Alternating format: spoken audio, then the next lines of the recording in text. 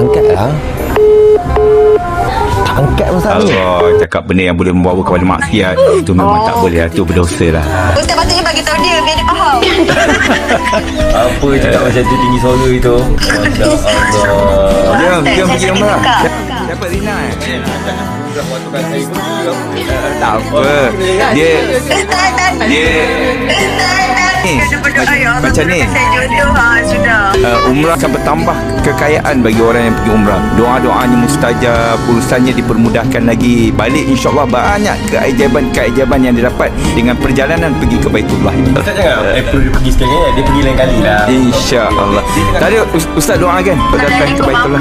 Mampu je ni Ustaz. Dah ada kemampuan dan kita tak nak pergi, ataupun kita bagi alasan belum sampai seru, bukan apa, takut-takut kalau tak sempat pergi dan Allah ambil nyawa kita, kita berhutang tu dengan Allah. Ini saya baru tahu Ustaz. Betul. Dah saja je kan. InsyaAllah.